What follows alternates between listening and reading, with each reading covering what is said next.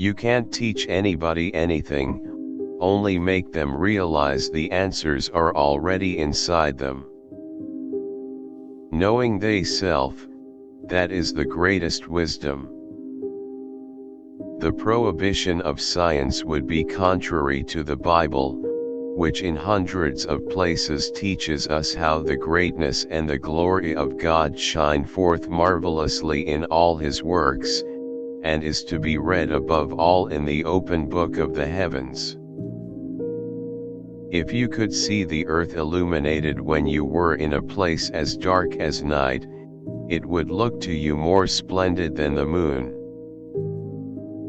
You may force me to say what you wish, you may revile me for saying what I do. But it moves. I do not feel obliged to believe that the same God who has endowed us with sense, reason, and intellect has intended us to forego their use. Where the senses fail us, reason must step in. Nature is relentless and unchangeable, and it is indifferent as to whether its hidden reasons and actions are understandable to man or not. Long experience has taught me this about the status of mankind with regard to matters requiring thought: the less people know and understand about them, the more positively they attempt to argue concerning them, while on the other hand to know and understand a multitude of things renders men cautious in passing judgment upon anything new. I do not think it is necessary to believe that the same God who has given us our senses, reason, and intelligence wished us to abandon their use, giving us by some other means the information that we could gain through them. You cannot teach a man anything, you can only help him find it within himself. Philosophy is written in that great book which ever lies before our eyes, I mean the universe, but we cannot understand it if we do not first learn the language and grasp the symbols in which it is written. The vain presumption of understanding everything can have no other basis than never having understood anything. For anyone who had ever experienced just once the perfect understanding of one single thing, and had truly tasted how knowledge is accomplished, would recognize that of the infinity of other truths he understands nothing.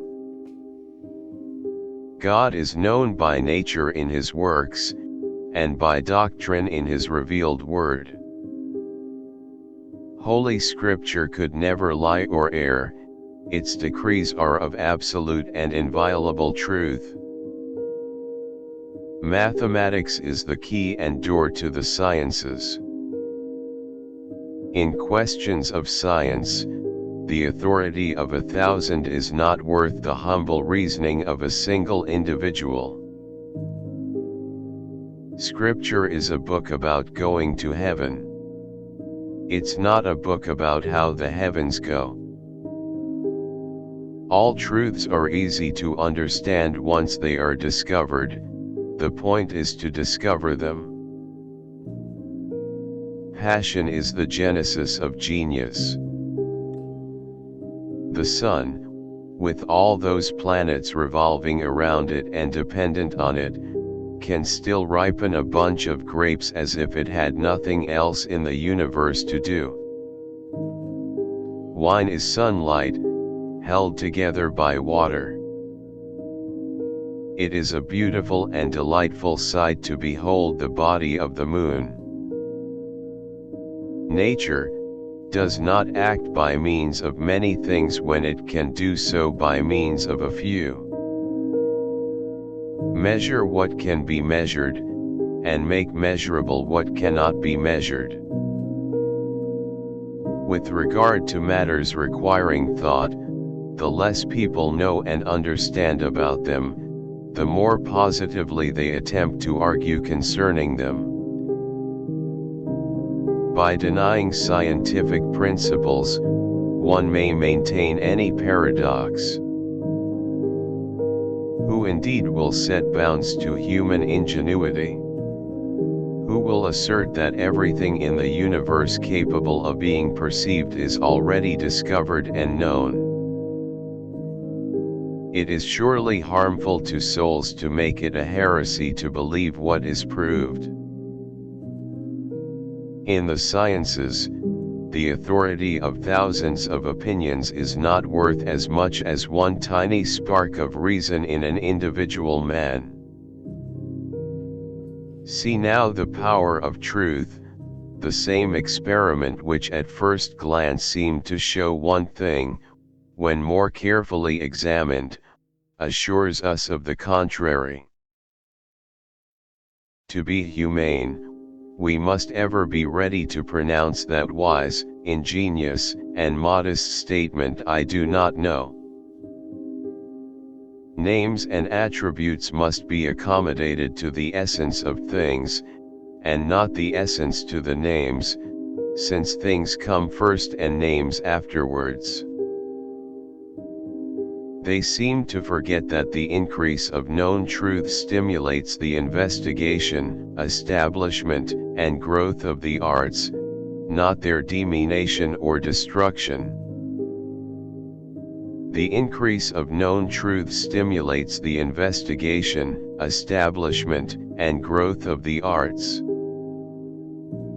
Mathematics is the language in which God has written the universe. To understand the universe, you must understand the language in which it's written, the language of mathematics. You cannot teach a person anything, you can only help him find it within himself. And, believe me, if I were again beginning my studies, I should follow the advice of Plato and start with mathematics. The Bible shows the way to go to heaven, not the way the heavens go. To me, a great ineptitude exists on the part of those who would have it that God made the universe more in proportion to the small capacity of their reason than to his immense, his infinite, power. The greatness and the glory of God shine forth marvelously in all his works, and is to be read above all in the open book of the heavens.